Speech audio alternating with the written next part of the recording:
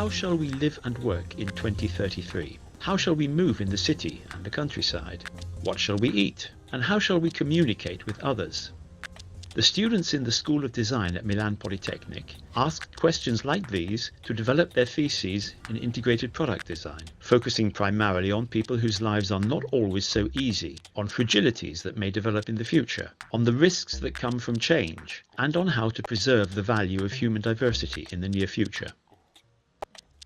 The megatrends we shall have to tackle in the next 10 years may produce a world that is far from easy for everyone to inhabit, increasing the everyday challenges that many people face and broadening the gaps between rich and poor, young and old, city and country dwellers. Unlike so many rosy predictions, our future may well be anything but inclusive. The aging population, the increased magnetism of major urban sprawls, growing awareness of the environmental emergency and climate change, increasingly ubiquitous and necessary digitalization, the spread of creativity and of methods of social involvement and participation, these are all vitally important and interesting megatrends, whose rhythms and methods of growth are often unpredictable and intermittent. But taken together, they will generate a world that's very different, and above all, one that's in a constant state of flux and transformation. The three major areas of risks and difficulties and 9 profiles of potential future users that follow will illustrate the importance of keeping human factors in the focus of every action of design and transformation. These 9 profiles then feature in the work of the students at the Milan Politecnic School of Design, becoming the characters for whom they have designed new goods and services for a truly better and more inclusive future for all.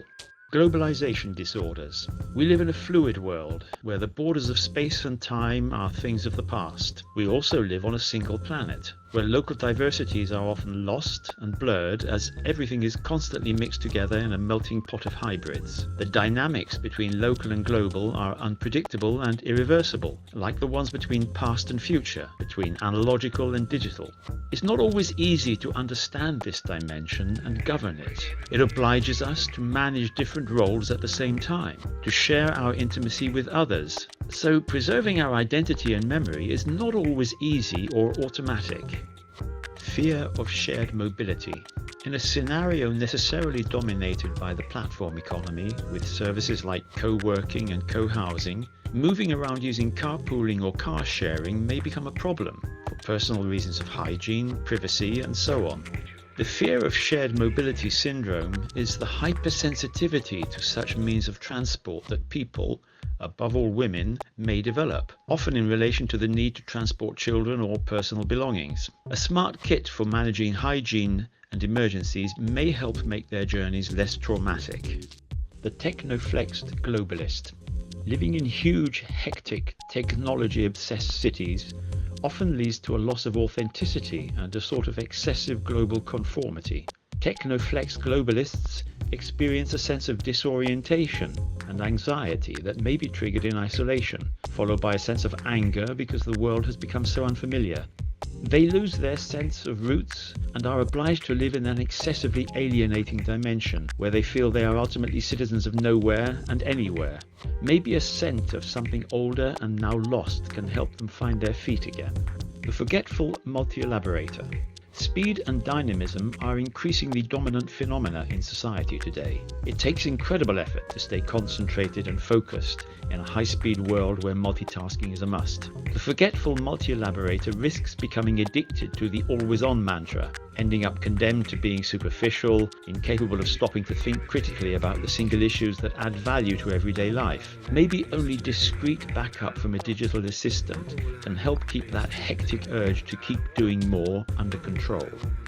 Imbalances caused by climate change. Although the climate emergency and its effects on the planet are abundantly clear to everyone, what is not always clear is the level of our own responsibility and personal involvement, so how we should behave. There's no doubt that there is a negative fallout on us, sometimes quite unexpectedly, and we feel we need to do something positive and dynamic to have the courage to face up to the challenges that the future holds for us, even though the task is not always self-evident to every one of us. The precarious climate syndrome. Climate change will force many people to abandon the places where they live and work and move elsewhere. Climate migrants will wander the planet in search of safe new destinations. Uncertainty, loss of identity, anxiety and frustration will be the consequences of this obligation to move. The risk is that they will end up feeling themselves to be foreigners wherever they are on the planet. Maybe only a digital barometer to wear on the wrist will be able to give them a moment's peace and comfort. The ethicorexic. The increasing scarcity of resources on our planet may lead to the development of forms of eco-anxiety, which may also be generated by an ethical dilemma. How can I practice conservation and waste less? Ethicorexics respond by minimizing their consumption, reducing their food to the bare essentials, and looking for exclusively environmentally sustainable and socially ethical solutions. Doing good for the planet may end up, paradoxically, becoming harmful for the individual. Doing everything yourself, producing your own food and tracking how it grows may become a compulsive obsession. The mercury biomagnifier.